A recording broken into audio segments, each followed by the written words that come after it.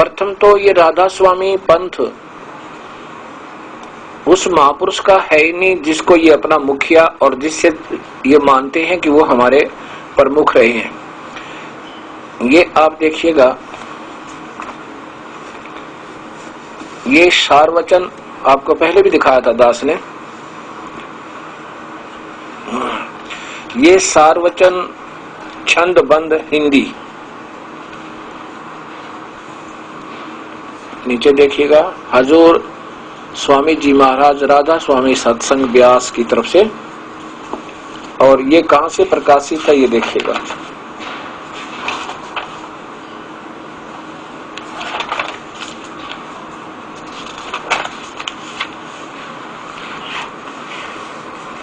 सारवचन छंदबंद प्रकाशक SL सौंधी, secretary Radha स्वामी सत्संग व्यास, डेरा बाबा जयमल सिंह, जिला अमृतसर, सर्वाधार सुरक्षित है। और यहाँ देखो मुद्रकें कुलदीप सिंह गिल, हमदर्द प्रिंटिंग प्रेस, नजदीक शीतला मंदिर जालंधर। अब इसमें आपको दिखाता हूँ भूमिका में ये कौन है जी। परम संत हजूर स्वामी जी महाराज जी का नाम नामी शिवदयाल सिंह जी था। ये शिवदयाल जी, जो शिवदयाल सिंह जी था, ये कौन थे, उनका क्या स्वरूप है ये दिखाता हूं आपको। ये बाबा जयमल सिंह महाराज जीवन परिचय में इसके ऊपर ये लिखा, ये इनका फोटो है। ये है श्री शिवदयाल जी महाराज, जो नीचे देखिए इनका नाम भी लिखा है, श्री शिवदयाल सिंह जी महाराज। ये 1818 से 1878 तक 61 वर्ष की आयु में ये प्राण त्याग गए। ये कहते हैं इनके वचन, ये है सारवचन छंदबंद। ये देखो ये स्वरूप लिखते हैं राधा स्वामी दयाल की दया, राधा स्वामी सहाय। इसी से आपको पता चल जाएगा ये पंथ कहां से कहां पहुंच रहा है, अपने मूल मालिक से भी दूर होता जा रहा है। इसलिए इसमें सत भक्ति समाप्त होगी है।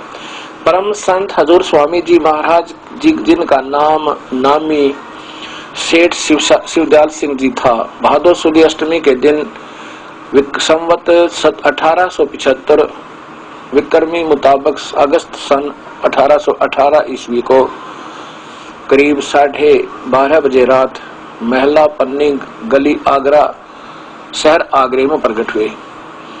अब आगे मैं जो दिखाना चाहता हूं कि इनसे ये मानते हैं कि ये हमारे प्रवर्तक हैं, लेकिन इनसे पहले कौन हुए थे, एक हाथरस वाले स्वामी जी, उनको इनका माना जाता है शिष्य। हजूर स्वामी महाराज ने 6 साल की उम्र से ही रूहानी तलकीन व हिदायत का सिलसिला शुरू कर दिया। जब तक कोई गुरुगारू नहीं बनाए थे और बचपन से इनकी आस्था प्रभु में थी, क्योंकि ये पुण्य आत्मा पिछले जन्म जन्मांतर की साधु भक्त संत ऋषि रहे हैं। आप करीब 15 वर्ष तक अपने मकान की एक कोठरी के अंदर दूसरे कोठे के थी बैठकर सुरत शब्द योग का अभ्यास करते थे। यहाँ तक कि अक्सर औकात 2-2, 3-3 रोज तक बाहर नहीं निकलते थे और न ही इस अरसे में हाजत जरूरी की तरफ तवज्जो होती थी। अब यहाँ ये ध्यान से रखना, ये क्या कहना चाहे महापुरुषों ने इसमें, ये देखिएगा। प्रथम तो यह संत मता है ही नहीं कि जो 3-3 दिन तक घर से बाहर ना निकले और 18-18 वर्ष तक कोई घंटे तक साधना करे। ना गुरु नानक देव जी ने की, ना कबीर साहब ने की, ना गरीबदास ने की, हलवाया करते, ना नामदेव ने की और ना गरीबदास जी हलवाया करते। गुरु नानक देव जी हलवाया करते, खजाना मोदी खाने में नौकरी कराया करते। ऐसे कोई घंटे कदे नहीं बैठे। स्वाभाविक कर्म करते करते एक सत्य नाम, सच्चे नाम का जाप प्राणी ने करना होता है। ऐसे ये प्रथम तो ये साधना यहीं से अपने ही हिसाब से प्रारंभ है, संत मते की नहीं है। दूसरी बात, चलो हम इस महापुरुष को ये 1 नंबर मानते हैं कि इनसे हमारा पंथ चला। अब यहाँ क्या कहते हैं,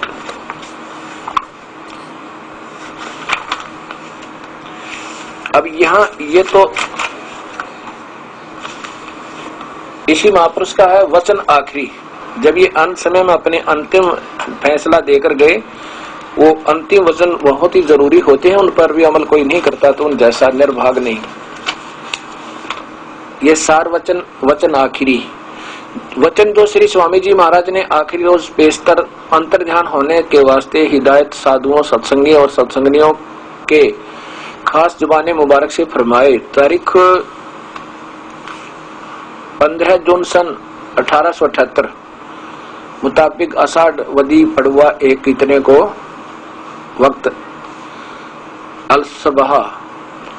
अब यहाँ क्या है कि ये जो शरीर छोड़ते हुए उन्होंने क्या क्या हिदायत दी।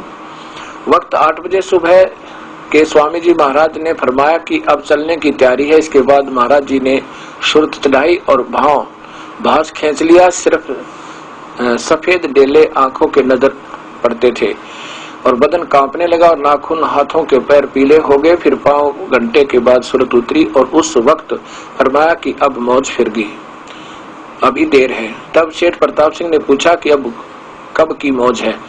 फरमाया कि बाद दोपहर की। उसके बाद फिर इन्होंने पहले तो सुरत चढ़ाई, फिर ऊपर से हुक्म आया कि अभी टाइम नहीं है, फिर आना, और दोपहर बाद फिर इन्होंने अपना शरीर त्यागा। उससे पहले इन्होंने क्या क्या बताया, ये देखो।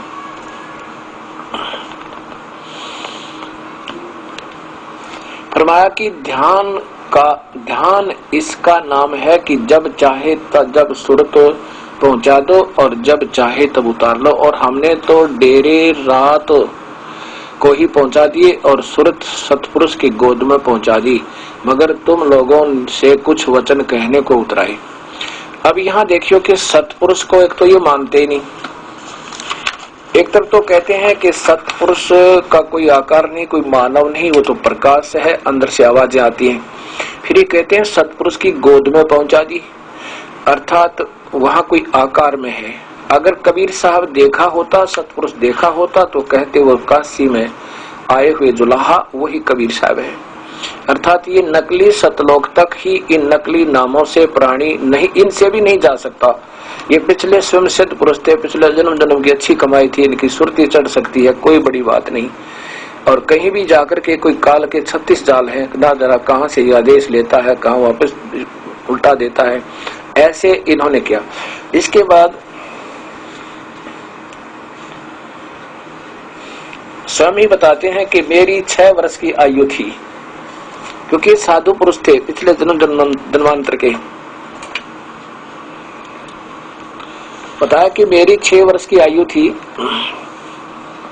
उम्र थी जब से मैं परमार्थ में लगा हुआ हूँ। तब से यह अभ्यास पक्का हुआ है, यानी इतने दिन से अभ्यास कर लिया। ये आप करके देख लो, बिना नाम के कर लो, और लेकिन पिछली भक्ति हो आपकी। यह दृष्टांत फरमाया कि कच्चा पैराग तो उसको डूबते वक्त भी कहो अब तू तैर नहीं तैर सकता। अच्छा, पहले से मैंने ये प्रबंध कर रखा था, इस करके मेरा कामयाब हो गया। यहाँ देखो नीचे, ये है निचोड़ जो मैं कहना चाहता था आपको।